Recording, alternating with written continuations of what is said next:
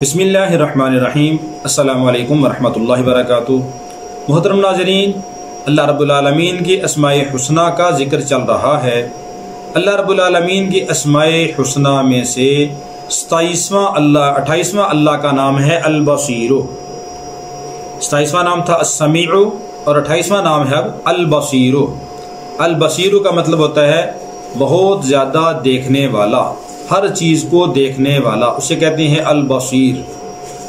तो अल्लाह रब्बुल आलमीन के अस्माए हुस्ना का एक फ़ायदा ये है जो कि हदीस पाक के अंदर आता है, इसका मफ़हूम है जो आदमी अल्लाह के 99 नाम हैं, यानी एक कम 100 नाम हैं, जो आदमी इनको याद कर ले अल्लाह रब्बुल आलमीन उसको जन्नत में दाखिल फरमाएंगे।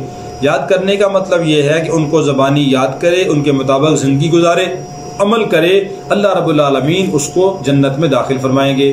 तो हमें इनको याद करने का, इनके मुताबिक ज़िंदगी गुजारने का एहतमाम करना चाहिए।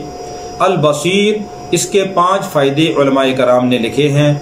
एक फ़ायदा ये है कि जो आदमी जुम्मा की नमाज से पहले या जुम्मा की नमाज के बाद 100 मरतबा इस अल्लाह के इसम को पढ़ेगा, अल्लाह रब्बुल आलमीन उसकी निगाह में रोशनी और दिल के अंदर नूर पैदा फरमा देंगे और अल्लाह रब्बुल आलमीन इसे नेक अमाल, नेक बातों की तौफीक अता फरमाएंगे।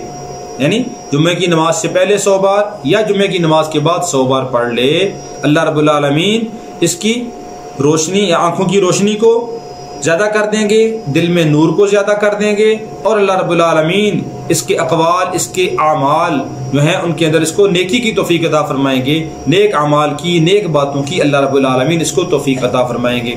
दूसरा फ़ायदा यह है कि जो आदमी जुम्मा के दिन फजर की सुन्नत और फ़र्ज़ों के दरमियान 100 बार इस इसम को पढ़ेगा, अल्लाह रब्बुल आलमीन इसके ऊपर ख़ुसूसी नज़र रहमत फरमाएंगे। जुम्मा के दिन फजर की सुन्नत और फ़र्ज़ों के दरमियान 100 बार पढ़ेगा, अल्लाह रब्बुल आलमीन ख़ुसूसी नज़र रहमत वाला मामला फरमाएंगे। और तीसरा फ़ायदा इसका यह है कि जो आदमी कसरत के साथ अल्लाह के इस इसम को पढ़ेगा, अल्लाह रब्बुल आलमीन उसकी आँखों की जितनी बीमारियां हैं अल्लाह उनको दूर कर देगा। अल्लाह रब्बुल उसके लिए एक ये दुआ भी आती है कि वो आदमी साथ इसके ये दुआ भी पढ़े। दुआ क्या है कि अल्लाहुम्मा या समीउ या बसीरो मत्तिअनी बिसमई व बसरी वजअलहुल वारिसा मिन्नी। ये दुआ भी पढ़नी चाहिए।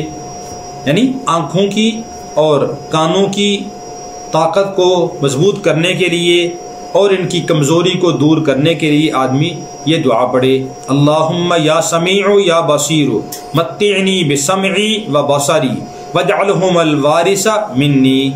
अल्लाहुम्मा या समीउ या बसीरु मत्तिअनी बिसमई व बसरी वजअलहुल वारिसा मिन्नी।